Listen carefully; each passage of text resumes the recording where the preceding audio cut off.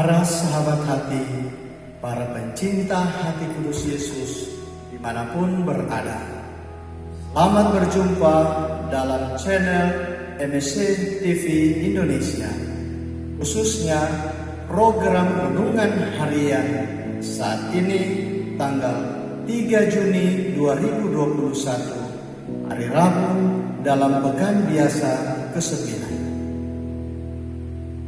Dalam kutipan Injil hari ini dari Markus 12 ayat 28 sampai 34, kita mendengarkan dialog antara Yesus dan salah seorang ahli Taurat yang datang bertanya tentang perintah manakah yang paling utama.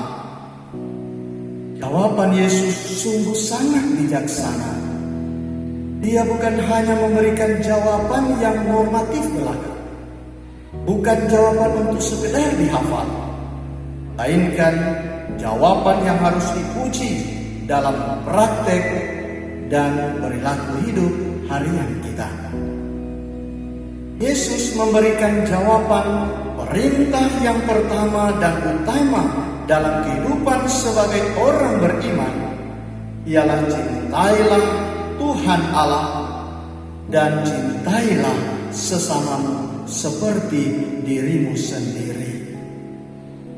Mencintai Tuhan tanpa mencintai sesama itu ibaratnya tong kosong berbunyi nyaring. Kita pun mencintai sesama itu adalah ekspresi iman atau sebagai ungkapan nyata dari bukti cinta kita kepada Tuhan. Maka patut disayangkan kalau orang-orang beriman dalam praktek dan teladan hidupnya kalah dalam hal kualitas dan frekuensi untuk mengasihi dan mencintai sesama dibandingkan dengan kelompok kaum humanis, apalagi kaum ateis yang mengatakan tidak percaya kepada Allah, tetapi mereka ini jauh lebih unggul dalam karya-karya sosial karitatif, dalam upaya-upaya memperjuangkan humanisme atau kemanusiaan.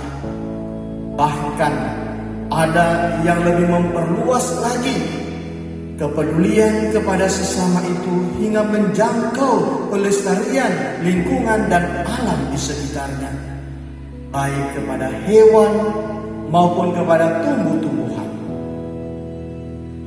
Karena itu, jawaban Yesus tadi bagi para muridnya, kita sebagai para pencinta hati kudus Yesus, tergerak hati kita untuk menguji kebenaran hidup beriman kita dan membuktikan sejauh mana kita sudah mencintai Tuhan yang diwujud nyatakan dalam cinta, belas kasih, perhatian dan kepedulian kepada sesama.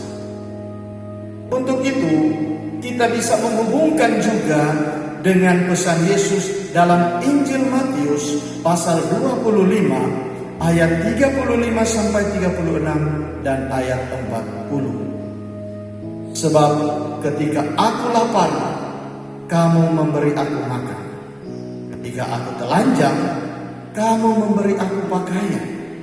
Ketika aku haus, kamu memberi aku minum. Ketika aku seorang asing, kamu memberi aku tumpangan.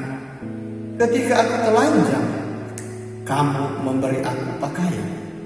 Ketika aku sakit, kamu melawat aku. Ketika aku di dalam penjara, kamu mengunjungi aku. Sesungguhnya segala sesuatu yang kamu lakukan untuk salah seorang dari saudaraku yang paling hina ini, itu kamu lakukan untuk aku.